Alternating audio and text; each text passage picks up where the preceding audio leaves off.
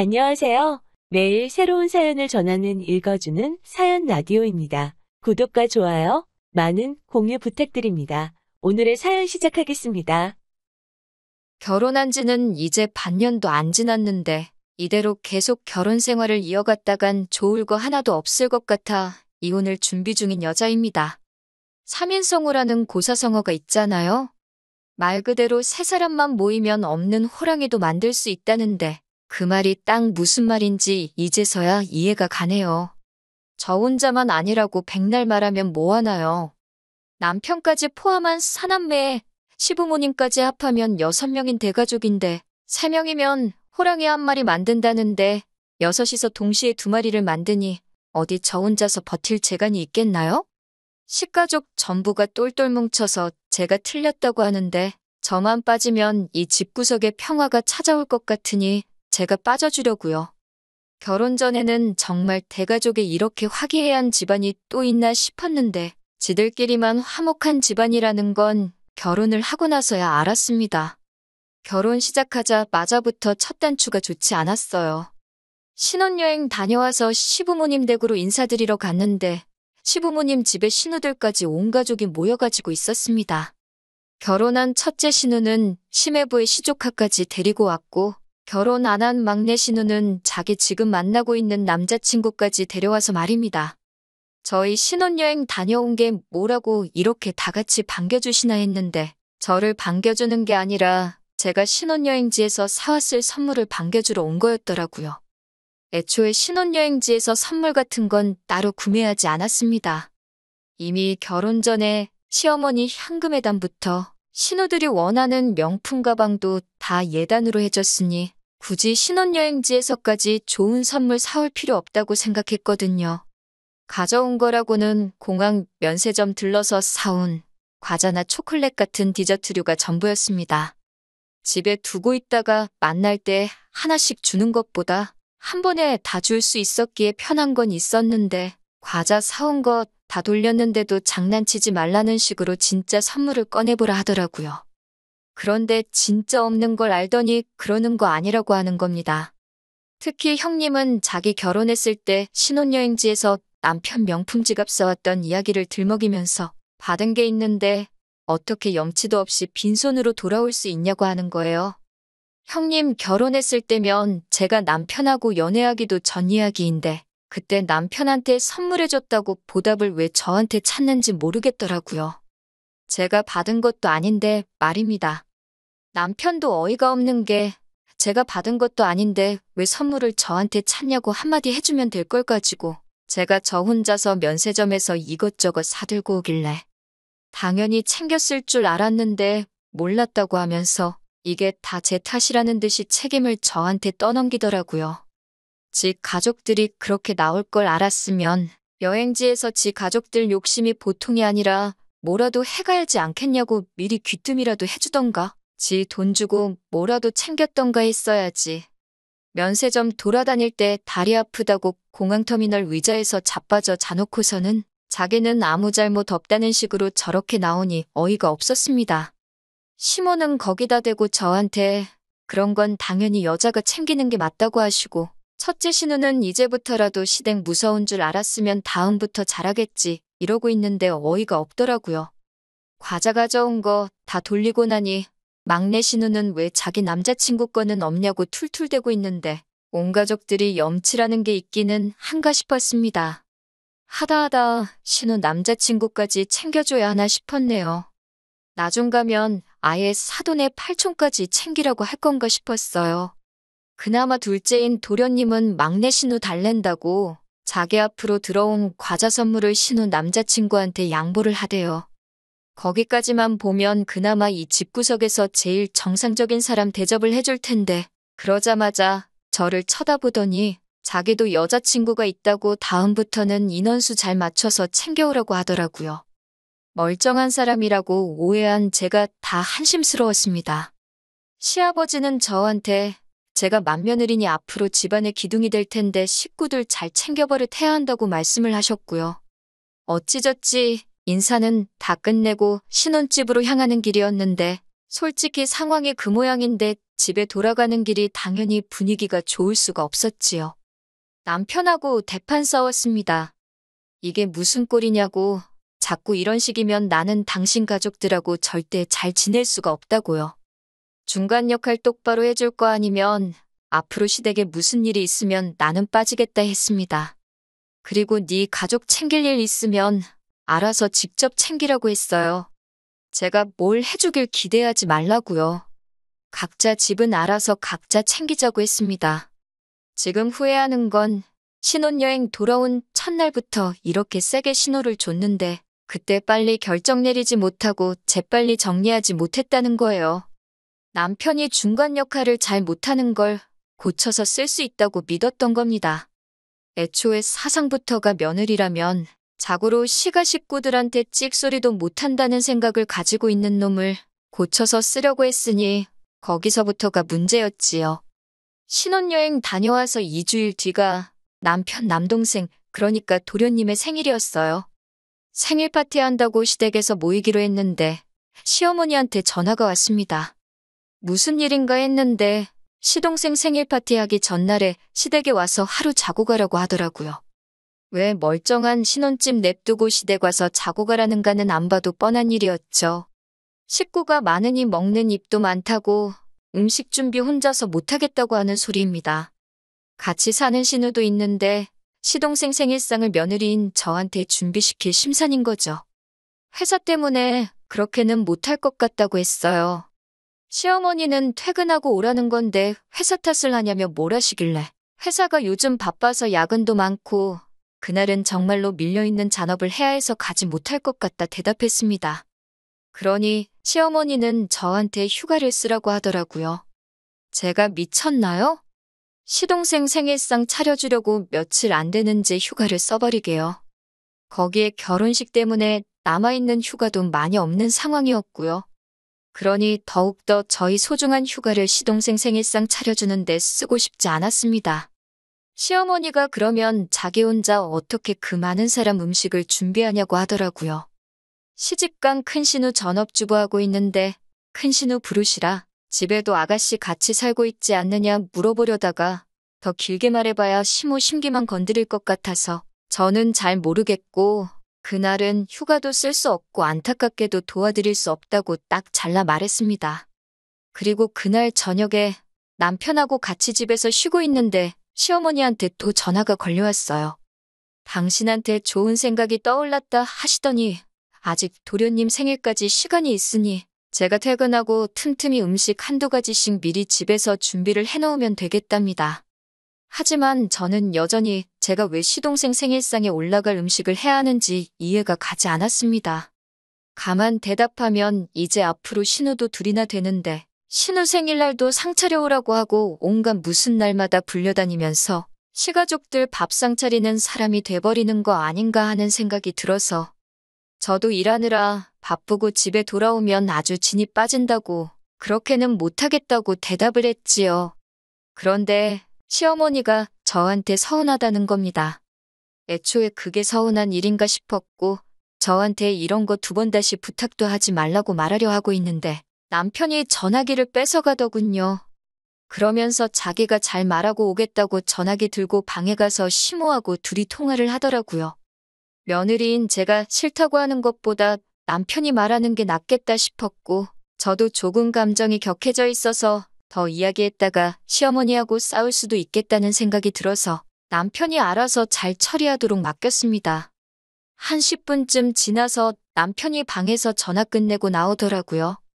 그런데 방에서 나오면서 제 눈치를 살살 보면서 말을 꺼내질 못하더라고요. 어떻게 하기로 했냐고 다그치니 그제서야 자기 체면 좀 살려주면 안 되냐고 하는 겁니다. 엄마가 저렇게 기대를 하는데 못해간다고 어떻게 말을 하냐고요. 남편하고 또 한판 뒤집어지도록 싸웠네요. 내가 도대체 왜 네 동생 생일상에 올라갈 음식을 해야게 하냐고요. 니네 누나도 해가냐고 그럼 생각은 해보겠다고 했습니다. 누나도 아마 해갈 거라고 하면서 저를 설득하려고 하길래 전화기 들이밀면서 그럼 너네 누나가 무슨 음식 해가는지 물어보라고 했습니다. 그러니 쩔쩔매면서 전화를 못 하더라고요. 안 봐도 뻔했지요. 시모 집에 같이 사는 신우도 아무것도 안 도와줄 텐데 시집간 신우가 잘도 동생 생일상이나 차려주겠나 싶었지요. 그런데 남편이 자꾸만 제가 자꾸 고집부리고 그러면 시모하고 갈등만 커진다고 하는 거예요. 어떻게 노력한 척이라도 해야 한다고요. 제가 고집부려서 시모하고 이러는 게 아니잖아요? 애초에 말도 안 되는 요구를 하는 건 시모인데 남편은 제가 마치 시모가 하는 일에 불만 갖고 있는 방골며느리라고 말하는 것 같았습니다. 남편한테 그렇게는 못한다. 어머님한테 다시 전화드리겠다 한참 실랑이 하다가 남편이 그러면 그냥 음식을 우리가 사가자고 사가서 우리가 해온 척 하면 되지 않겠냐고 하는 겁니다. 어차피 남편, 시어머니 뜻 거역도 못할 테고 저를 설득하려고 들게 뻔했기 때문에 알아서 하라고 했습니다. 다만 메뉴 고르는 것부터 전부 다 네가 하라고 나는 그냥 시댁에서 적당히 맞장구나 쳐주겠다 했지요. 생일 당일이 되니 남편이 시댁으로 출발하기 전부터 아침 일찍 일어나서 부엌에서 뭘 하고 있더라고요. 보니까 여기저기서 괜찮아 보이는 음식 메뉴들 골라서 밀키트를 사온 거예요. 양념장부터 재료 손질까지 다 되어 있고 불에 올리기만 하면 되는 거니 직접 해간 음식 티가 날 거라고 생각했나 봅니다. 포장 음식이나 배달 음식 해봐야 겉모양부터 다 표가 나니 직접 준비한 것처럼 보이게 하려고 나름 머리를 쓴 것 같더라고요. 그렇게 남편이 준비해간 밀키트 음식들 바리바리 싸들고 시댁에 갔지요. 그런데 실제로 직접 해온 음식으로 착각을 해주더라고요. 파는 음식처럼 맛있다고 하는데 저는 속으로 파는 음식이니까 당연히 맛있겠지요 하고 있었습니다. 그런데 오히려 그게 역효과가 났어요. 시어머니가 음식 하나씩 다 맛보더니 음식 맛이 다 너무너무 좋답니다. 맏며느리 잘 들어와서 다행이라고 하면서 어디서 달력을 꺼내오더니 이것들이 앞으로 있을 온갖 집안 행사라면서 적힌 것들을 읊으면서 그때마다 우리 맏며느리가 음식 준비를 하면 좋겠다고 하는데 아찔하더라고요. 시부모님 생일 파티는 물론이고 남은 시가족들 생일도 있었고 성탄절이며 명절, 연초에는 설날 전에 신년회도 하고 아주 난리도 아니더라고요. 취직 준비하는 막내 신우 자격증 취득 기념 파티도 있고 무슨 날이 있으면 날대로 모이고 아무 날도 아니면 아무 날이나 가져다 만들어서 모이는 건가 싶었어요. 명절 같은 건 몰라도 자격증 취득 기념 파티는 또 뭔가요? 심지어 큰 신우네가 이번에 새 차를 뽑으면 사고 안 나고 잘 타고 다닐 수 있게 고사도 지내기로 했다고 하고 가족끼리 사이 좋은 것도 좋지만 이건 좀 도를 넘은 것 같다는 생각이 들었어요. 거기에 일은 전부 저한테 시키려고 하고 있으니 말입니다. 남편은 이런 제가 외동이라서 이런 분위기에 적응 못할 뿐이라고 이게 진짜 가족이라고 하면서 애써 저를 이해시키려고 하더라고요. 진짜 가족은 또 뭔 소린지 우리 가족이 가짜 가족이라고 말하고 싶은 거냐고 따지니 또 꿀먹은 벙어리 마냥 대꾸도 못하고 있다가 이렇게 가까운 사람들끼리 살부딪히며 사는 게 진짜 좋은 거라고 하는 겁니다. 다 같이 지내는 게 누가 나쁘다고 했냐고. 다만 그 과정에서 온갖 번거로운 일거리나 경제적인 부분이나 그게 다 맏며느리라고 나한테 쏠리니까 그게 싫다는 거다고 했습니다. 일 똑같이 하고 돈 낼 거 있으면 똑같이 내면 나라고 남편이 남편 가족들과 잘 지내겠다는데 그걸 못하게 하겠냐고 일침을 놨어요. 그리고 신우 자격증 취득 기념 파티 같은 멍청한 모임은 나 빼고 제발 혼자 다녀오라고 했지요. 저는 그냥 남들 하는 만큼만 하고 그 이상도 그 이하도 하지 않겠다고 딱 못을 박았습니다. 그렇게 얼마 전 이전 세입자랑 문제가 생겨 입주가 늦어지고 있던 신혼집 리모델링 공사가 끝나고 드디어 입주를 하게 되었습니다. 그 전까지 머물던 집은 제가 첫 직장 구했을 때부터 전세로 살던 집이었는데 그렇게 오랜 기간 머물렀는데도 자가로 집이 생기니 전세로 살 때랑 다르게 이 집이 내 집이구나 싶은 생각이 들더라고요. 아무튼 집이 생겼으니 집들이 이야기가 나오게 되었습니다. 솔직히 시가 식구들 모여서 집들이 하면 엄청 스트레스 받을 걸 알았지만 생략할 만한 일도 아니거니와 친정 부모님이 많이 도와주셨던 덕분에 자가로 집도 생겼으니 집들이를 안 할 수도 없었지요. 그렇다고 친정만 집들이 하고 시가는 안 하고 할 수는 없잖아요. 제가 제 입으로 각자 잘하자고 했으니 어느 정도 솔선하는 모습을 보여야 한다고 생각했습니다. 그래서 까짓것 그냥 하자 굳게 결심해서 그때는 월차까지 내서 집들이 준비를 했습니다. 밀키트나 배달 음식으로 간단하게 차려낼 수도 있었지만 이왕 하는 거 제대로 하자 싶어서 음식도 손수 준비하기로 했고요. 그래서 집들이를 아침 일찍부터 해서 준비를 시작하고 있는데 초인종이 울리더라고요. 시가 식구들이 도와주러 일찍 올 일은 없을 테고 누군가 싶어서 문을 열었습니다. 그런데 문 앞에 처음 보는 웬 아가씨가 서 있더라고요. 누구시냐고 물었더니 도련님이 지금 만나고 있는 여자친구랍니다. 막내 씨는 오빠 아니랄까봐 저번에 선물 안 챙겨줬다고 이번엔 여자친구까지 불렀나 싶었어요. 보아하니 신우도 남자친구 데려오려나 싶었고요. 음식이야 넉넉하게 준비했기에 상관없었는데 도련님이 여자친구한테 시간을 잘못 알려줬나 싶더라고요. 암만 그래도 그렇지 아침 7시부터 집들이를 시작하는 집이 어디 있겠어요? 그리고 올 거면 만나서 같이 올 것이지 여자친구한테 딸랑 집 주소 알려주고 남의 집 혼자서 오게 하는 시동생도 이해가 가지 않았습니다.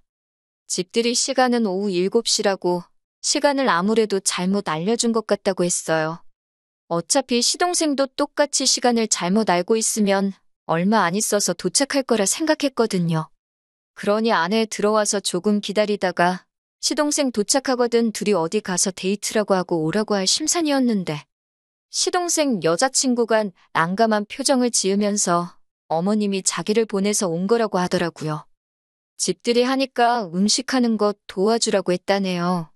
어떻게 보면 저 혼자 음식 준비하는 거 힘들까봐 어머님이 도와준 거라고 볼 수도 있지만 별 거지 같은 상황이 다 있네 싶었습니다. 결혼한 사이도 아니고 시동생하고 만나는 여자친구일 뿐인데 결혼 전부터 시집살이 길들이게 하려는 건가 싶었어요.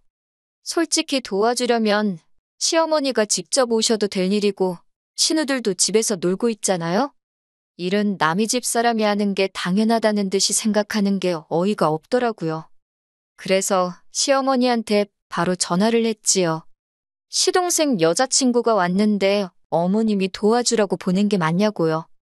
그러니 어머님은 당연한 소리를 물어보냐는 듯이 반응하면서 너는 외동이라 몰라도 너무 모른다고 하면서 원래 아랫사람은 초장부터 시키는 버릇을 들여야 한다는 겁니다. 시동생 어디가 좋아서 가란다고 진짜 찾아온 이 아가씨도 문제가 있겠지만 이제 23살짜리 대학교 다니는 세상 물정 모르는 아가씨가 뭘 알겠어요.